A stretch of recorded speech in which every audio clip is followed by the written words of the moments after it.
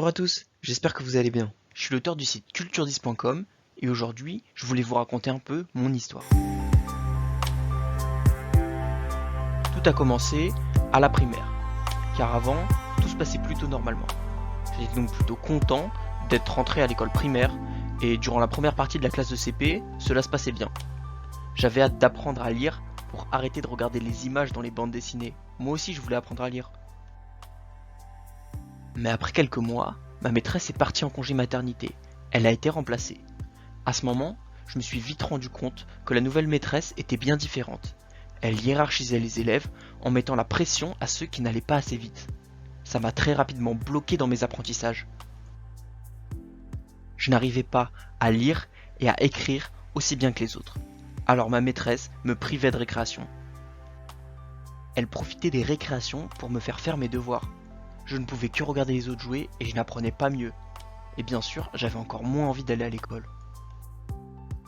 Je me suis petit à petit renfermé sur moi-même jusqu'à être en phobie scolaire. En CE1, la professeure n'acceptait pas non plus mes difficultés et j'avais peur d'aller à l'école. J'étais très souvent absent en classe et j'avais de très mauvaises notes. C'est pendant cette année que j'ai été diagnostiqué dyslexique et dysorthographique sévère. C'est quand même rassurant de connaître la cause de ces difficultés. Dès le CE1, j'ai commencé la rééducation orthophonique, mais ce n'est pas suffisant quand on est bloqué dans nos apprentissages. En CE2, je continuais à être passif et à très peu écouter les cours, qui m'avaient dégoûté les années précédentes. J'avais intégré le sentiment d'échec et d'infériorité auquel je m'associais maintenant instinctivement.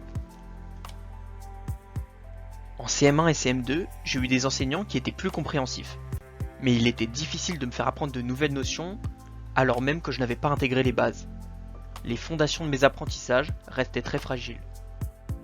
Durant ces 2 années, j'ai eu mes premiers aménagements, le tiers-temps et l'ordinateur. Au début, ça n'a pas beaucoup changé mon niveau scolaire, même si ça se passait un peu mieux.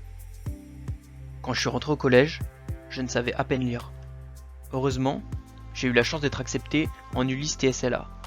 C'est un dispositif qui permet de rester dans une classe traditionnelle tout en bénéficiant d'une AVS et de cours en plus. Le choc du collège a quand même été dur à encaisser, car il y avait une énorme différence de niveau avec les autres élèves. En 5e, je me sentais un peu mieux. À force de travailler pendant des années avec des profs particuliers, je pouvais presque suivre certains cours. Mes parents m'ont soutenu durant toute ma scolarité, en m'aidant tous les jours et en trouvant les bons accompagnants et les bons outils pour m'aider. La fin du collège restait dure, mais les efforts que je fournissais me permettaient de suivre les cours et de commencer à développer des méthodes de travail. D'ailleurs, j'ai eu la chance de pouvoir choisir mon orientation. Quand on est dyslexique, on n'a pas le choix. Il faut travailler avec méthode. Et souvent, beaucoup plus que les autres. J'ai eu mon brevet avec la mention assez bien. J'étais très content. Pour cet examen et ceux qui ont suivi, j'ai eu un tiers-temps, mon ordinateur et un assistant. Je suis donc rentré au lycée en seconde générale. Avant que les premières évaluations arrivent et que je commence à apporter mon ordinateur en classe et que mon AVS me suive, il s'est passé quelques semaines. Durant ces semaines, personne ne savait que j'étais dyslexique. Ça m'a fait très bizarre de me sentir comme un élève normal pour la première fois. J'ai énormément travaillé en seconde. J'ai obtenu des bonnes notes et je participais en classe. Je me sentais plus à l'aise. Durant la première et la terminale, j'ai appris à encore mieux maîtriser l'ordinateur. Je l'amenais systématiquement avec moi en classe et aux interrogations. Le lycée s'est bien terminé car j'ai obtenu mon bac avec la mention bien. J'ai alors arrêté l'orthophonie après 10 ans de rééducation. Par la suite, j'ai passé les concours pour les grandes écoles. Et j'ai eu l'école que je souhaitais. J'étais tellement content que j'ai mis du temps à le réaliser. À ce moment, je me suis rappelé un souvenir. Quand j'étais en CP, je suis allé voir une psychologue. Elle m'a dit « Tu sais, l'école, c'est obligatoire jusqu'à 16 ans. » Et je lui ai répondu « De toute façon, dès que j'ai 16 ans, j'arrête directement. »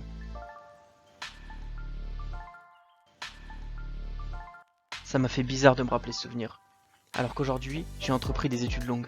Il y a 10 ans, je n'y aurais jamais cru. j'ai pu progresser petit à petit grâce à l'accompagnement de ma famille qui m'a toujours soutenu. Grâce à mon entourage et des professionnels, j'ai pu comprendre quelles étaient mes limites et mes difficultés. Tout ça m'a permis de construire moi-même mes propres stratégies. Et grâce à toutes ces méthodes et astuces, j'ai pu contourner mes difficultés. Avec de nombreuses années de travail et de rééducation orthophonique, j'ai enfin réussi à trouver un tas d'astuces qui marchent et que je peux appliquer pour apprendre aussi bien que les autres. Voilà, c'était mon histoire. J'espère que ça vous a plu. Même en étant très dyslexique, c'est dur, mais on peut y arriver. Pour en apprendre plus sur ce trouble, n'hésitez pas à aller faire un tour sur mon site culture10.com. J'ai commencé à rassembler des conseils et astuces pour la dyslexie, afin de les partager avec vous par email. N'hésitez pas à aller vous inscrire, les liens sont en description. À bientôt!